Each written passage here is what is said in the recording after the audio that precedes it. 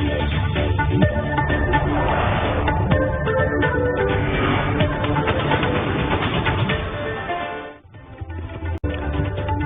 F junction में आपका स्वागत है। मैं हूं डिम्पी कालरा। तो एक पूरा शो हमने डेडिकेटेड किया वायदा बाजार के ट्रेंडिंग शेयर्स को लेकर। इंडेक्स की भी चर्चा करते हैं। हम हर रोज मेहमानों को अपने साथ जोड़ते हैं और कोशिश ये करते हैं आपके सामने कि 4-5 शेयर ऐसे रख दिए जाएं जिससे आपका प्रॉफिट और आपका ट्रेड बिल्कुल सुनिश्चित हो जाए। उसके अंदर इंडेक्स भी शामिल करते हैं।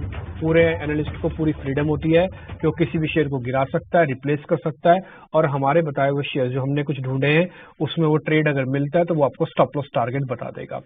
खैर, इस चर्चा को हम आगे बढ़ाएंगे। आज के मान अजीत मिश्रा हमारे साथ काफी दिनों बाद जुड़े हैं, उनसे भी चर्चा करेंगे। हम आपको रिपोर्ट कार्ड भी दिखाएंगे पुराने मेहमान का, लेकिन उससे पहले सिप्ला को लेकर एक अहम खबर आ रही है और मेरे सहयोगी अनुराग जोशी भी इस बीच मेरे साथ जुड़ रहे हैं। उनसे जरा करते हैं पहले बातचीत, सिप्ला की खबर को समझ लेते हैं। पहले जरा इंडेक्स का व्यू पॉइंट उनसे लेते हैं। अजीत सर, बहुत बहुत शुक्रिया, थैंक यू वेरी मच समय देने के लिए। निफ्टी ना तो चल रहा है ना ही टूट रहा है। ऐसा लग रहा है कि वो किसी ट्रिगर की वेट कर रहा है, शायद उस पर तेज रिएक्शन देगा। ओपन इंटरेस्ट अभी भी हाई है जो कि 2 लाख शेयरों से ज्यादा के कॉन्ट्रैक्ट का है। और दूसरा, इंडिया विक्स भी थोड़ा सा बढ़ा हुआ है, यानी कि आज 6% और चला। इसका मतलब ये सारे मसाले तैयार हैं, बस डिश बनना बाकी है। ये तेजी या मंदी किस तरफ की होगी सर? Good afternoon Dimpy. तो डिम्पी देखिए, काफी लंबे टाइम बाद जैसे कि आप देख रहे हैं कि पिछले करीब 4-5 महीने लगातार तेजी के बाद आप देख रहे हैं पिछले 2 हफ्ते जहां पे गया प्रॉफिट टेकिंग का बायस मार्केट पे हावी है। लास्ट वीक तक बिगिनिंग तक जो डिक्लाइन का पेस था वो बहुत ग्रेजुअल था। बीच में हमने देखा कि थोड़ा प्रेशर बढ़ा है और दोबारा से एक कोशिश हो रही है कि रिकवरी दिखाने की। बट अगर आपने एक चीज नोटिस किया होगा डिम्पी की, सबसे इंपॉर्टेंट चीज क्या हुई है कि पिछले 4 महीने से जो कि आप 20 दिन के एक्सपोनेंशियल मूविंग एवरेज को होल्ड करते हुए आ रहे थे, आप उसके नीचे स्लिप हुए हैं बहुत लंबे टाइम बाद। साथ ही साथ एक ट्रेंड लाइन ड्रॉ कर सकते हैं आप बॉटम से अपने प्रीवियस स्विंग लोस को मैच करते हुए आपने उसको भी ब्रीच कर दिया है। तो इंडिकेशन तो ये है कि अब जो मोमेंटम था मार्केट में पिछले करीब 4-5 महीनों से, वो अब थोड़ा सा फेड आउट हो गया है। अब यहाँ पे आपको कंसोलिडेशन का टोन, एक ब्रॉडर कंसोलिडेशन रेंज बनते हुए मार्केट में दिख सकती है। बिल्कुल शॉर्ट टर्म की बात करें तो क्योंकि जैसे आपने अभी शॉर्ट टर्म एवरेजेस के नीचे स्लिप हुए हैं तो उसको रिक्लेम करने के अटेम्प्ट हो रहे हैं। पिछले 2 दिनों में आपने देखा होगा कि बार बार करीब 19,500-550 के जोन के पास आना और उसके बाद फिर एक रिट्रेसमेंट आ जाना। तो जब तक वो नहीं रिक्लेम होता है, मेरे हिसाब से एक रिबाउंड का अटेम्प्ट भी शायद सक्सेस ना हो। रिबाउंड के केस में 1950 पहला हर्डल होगा, उसके ऊपर आप निकलते हैं तो थोड़ा स्टेबिलिटी बनेगी बाजार में, फिर करीब 850 तक के लेवल्स होंगे। अभी तक 19,300 मेरे हिसाब से काफी इंपॉर्टेंट लेवल है, जो कि प्रीवियस एक छोटा सा कंसोलिडेशन हुआ था काफी टाइम पहले 19,300 19,550 में, तो उसका लोअर बैंड को रिस्पेक्ट कर रहा है अभी। तो वो जब तक अभी होल्ड कर रहा है तब तक एक रहेगा एक कि दोबारा सेटलमेंट करेगा मार्केट एक रिकवरी का, जो कि हम देख रहे हैं फ्राइडे से लेकर आज तक के सेशन में। बट उतना डिसाइसिवनेस नहीं है कंसिडरिंग कि बैंकिंग बैकफुट पे है। बैंकिंग में जिस तरीके से अंडर परफॉर्मेंस चल रही है, 44,500 का जोन बैंकिंग में क्रिटिकल था, जिसको आपने पेनिट्रेट किया, क्लोज नहीं किया बट आपने पेनिट्रेट किया इंट्राडे में, और वहीं पे आप होवर कर रहे हैं। तो 19,300 44,500 ये 2 मेरे हिसाब से क्रिटिकल लेवल्स रहेंगे अगर निफ्टी को कोई एक मीनिंगफुल रिकवरी देखनी है तो। बट एज ऑफ नाउ मुझे लगता है कि स्टॉक स्पेसिफिक रही है, इंडेक्स में भी क्लैरिटी नहीं है। अगर आपका दिन मतलब 1 या 2 दिन के अगर परस्पेक्टिव से आप सोच रहे हैं तो थोड़ा सा क्लैरिटी के लिए वेट करिए। पोजिशनली जैसे मैंने बताया 19,300 और 44,500 ये क्रिटिकल लेवल रहेंगे। ओके, ठीक है। अभी होल्ड की रिकमेंडेशंस है, यानी कि अगर आपके देखिए, हमने आपको शुरुआत में भी कहा था कि जो अगस्त का महीना है ना, ये दोनों के लिए है। ये ऐसा नहीं कि सिर्फ तेजी वालों के हर मंथ चलता रहेगा। अब आपको मंदी वालों के लिए भी अच्छे दिन आ सकते हैं। 19,800 से टूटने के बाद 19,300 हमने 2 बार टेस्ट किया हुआ है।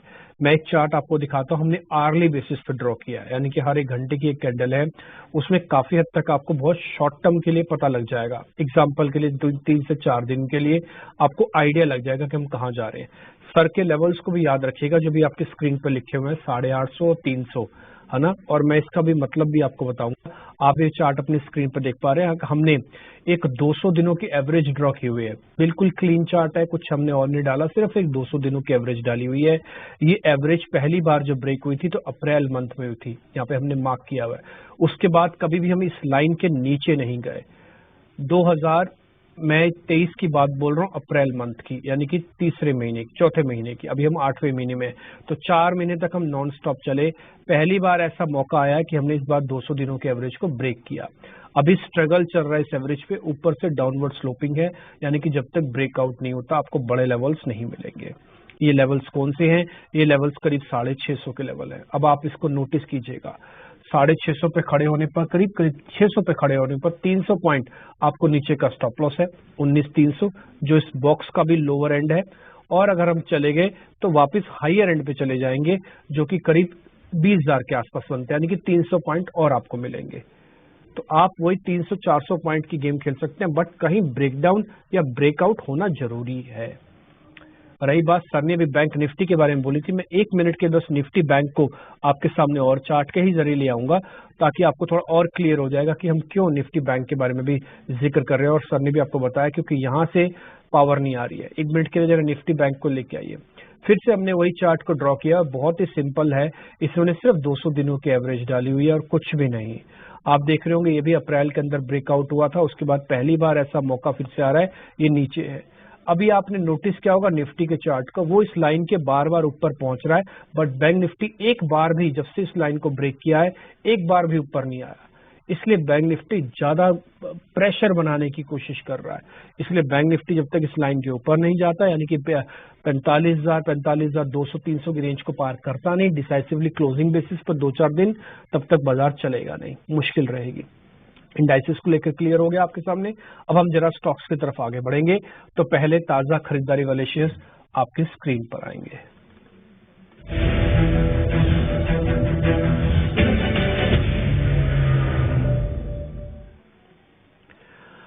आपको ध्यान होगा 2-3 दिन पहले हमने डिविस लैब सुबह F&O के कार्यक्रम में आपको दिया था, सुबह 8 बजे ना हमारे साथ जरूर जुड़ा कीजिए। हम आपको 2 शेयर देते हैं, वो दोनों शेयर ऐसे होते हैं जो गहन रिसर्च और पूरे मार्केट की लेखा जोखा करके हम लेके आते हैं। और आप देखते होंगे दिन भर में या 1 से 2 दिन के बाद उस शेयर के बारे में सभी लोग अमूमन चर्चा कर रहे होते हैं। उसमें से डिविस लैब एक था। 100 रुपए का गेन हुआ आपको कुल मिला के, जब हमने आपको बताया था तो कम से कम ये 3700 के आसपास का होगा, अभी 3850 आ चुका है। अजीत सर एक बार दोनों शेयर्स को चेक कर लेना, एक तो डिविस लैब, दूसरा पीआई इंडस्ट्रीज। तो डिम्पी देखिए, सेक्टर वाइज अगर बात करें तो लास्ट वीक 2 सेक्टर से जिन्होंने की मार्केट को डैमेज को कैप करने में हेल्प किया था, एक था आईटी, दूसरा था फार्मा। तो यहाँ पे तो डेफिनेटली अभी भी मेरे हिसाब से पॉजिटिव व्यू ही है। और स्टॉक स्पेसिफिक जैसे कि अभी भी हम देख रहे हैं तो बहुत सारे स्टॉक्स हैं जहाँ पे स्ट्रक्चर काफी पॉजिटिव है। डिविस में एक फ्रेश ब्रेकआउट देखने को मिला है, एक कंसोलिडेशन था, ऑलमोस्ट करीब महीना भर आपने कंसोलिडेशन रेंज में इसको ट्रेड होते हुए देखा, जहां 3760, 3750 ऊपर, नीचे करीब 3600। तो इस ब्रेकआउट के बाद एंटिसिपेशन ये है कि ये प्रीवियस स्विंग हाई करीब 3940 से लेकर 4000 के लेवल्स टेस्ट कर सकता है। डेफिनेटली यहाँ पे आप लॉन्ग पोजीशन बना सकते हैं। आपका स्टॉप लॉस करीब 3760 अगर आप थोड़ा सा कंजर्वेटिव होकर चलें, मार्केट में वॉलिटिलिटी है वो रहेगा। और पीआई इंडस्ट्रीज यहाँ पे भी देखिए एक ग्रेजुअल रिकवरी है, एक डिप के बाद अपने रिकॉर्ड हाइज को रीटेस्ट करने के बाद, बट यहाँ पे मुझे रिस्क रिवॉर्ड फेवरेबल नहीं दिख रहा है, कंसिडरिंग कि 3800, 3850 के अराउंड पे काफी ज्यादा रेजिस्टेंस है और मेरा सपोर्ट करीब 3650 के पास है। तो रिस्क रिवॉर्ड 1:1 का है। तो इन दोनों में से अगर कहें तो डिविस लैब एक बेटर कैंडिडेट होगा फ्रेश लॉन्ग के लिए। ठीक है, पीआई इंडस्ट्रीज को हम छोड़ देते हैं। इन स्पाइट ऑफ दिस की पीआई इंडस्ट्रीज कम चला हुआ है, आपका रिस्क रोड ज्यादा अच्छा हो सकता था, बट शेयर में पावर तो हो, चलने की कैपेसिटी तो हो। डिविस लैब 2.5% ऊपर है, लेकिन फिर भी उसके अंदर ट्रेड मिल गया 4000 तक का, 3760 आपका स्टॉप लॉस रखना होगा। एक डिविस लैब का चार्ट भी हमने स्क्रीन पर ड्रॉ किया हुआ है। ये 2-3 दिन पहले हमने आपको नोटिस कराया था कि एक लंबे अंतराल के बाद ये जो डाउनवर्ड स्लोपिंग वाला कंसेप्ट है इसका पूरा हुआ, और वो पूरा कहाँ पे हुआ? एक स्ट्रॉन्ग बेस पे जाके पूरा हुआ। इसको हम डाउनवर्ड स्लोपिंग कहते हैं, इसको हम बेस कहते हैं। यहाँ से ये चलना शुरू हुआ 200 दिनों की एवरेज पार करने पर। हम बार बार 200 दिनों की एवरेज इसलिए बता रहे हैं क्योंकि इस समय इन्वेस्टर्स का रोल ज्यादा इंपॉर्टेंट है, ट्रेडर्स तो अलग तरीके से सोचे। ये जब तक 200 दिनों की एवरेज इसने जैसे ब्रेकआउट किया उसके बाद से कभी भी इसने नीचे नहीं देखा। ये 3300 के ऊपर के लेवल्स है। अब आपको नए लेवल्स 4000 मिल रहे हैं, जो जितना डाउनफॉल आएगा उसका 33%, देन 50%, देन उसका 80%, देन 100% की रिकवरी में ये खपेगा शेयर। तो ये डिविस लैब के बारे में आपके सामने व्यू आ गया। छोटा सा ब्रेक लेते हैं, ब्रेक के बाद शॉर्ट कवरिंग के 2 शेयर और भी हैं, हम कुछ मंदी वाले शेयर भी डिस्कस करेंगे, अजीत सर की कॉल्स भी हैं।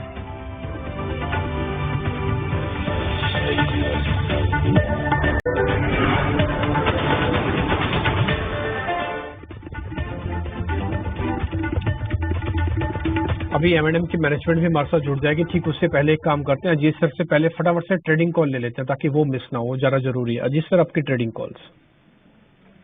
तो डिम्पी देखिए, जैसे कि हम बात कर रहे थे कि फार्मा एज सेक्टर यहाँ पे स्ट्रेंथ अभी भी नजर आ रही है, तो डेफिनेटली ये आपके फोकस में होना चाहिए। सन फार्मा एनीवेज टॉप परफॉर्मिंग नामों में से एक है और ऑफ लेट कंसोलिडेशन देखने को मिला है रिकॉर्ड हाइस पे। मुझे लगता है कि मोमेंटम कैरी रहेगा, तो 1140 के स्टॉक के साथ करीब 1100 तक के टारगेट्स के लिए इसको आप लॉन्ग कर सकते हैं। वहीं पे एक शॉर्टिंग रिकमेंडेशन होगी टाइटन की, जहां पे की प्रॉफिट टेकिंग ऑलमोस्ट 1 महीने से चल रही है रिकॉर्ड हाई बनाने के बाद, और अभी भी लग रहा है कि जैसे कि ये प्रेशर थोड़ा सा कंटिन्यू रहने के इंडिकेशन है। तो 2900 वाली पुट जो कि करीब 52 के अराउंड पे ट्रेड कर रही है, इसको आप 43 के स्टॉप लॉस के साथ 68 तक के टारगेट्स के लिए इसको लॉन्ग कर सकते हैं।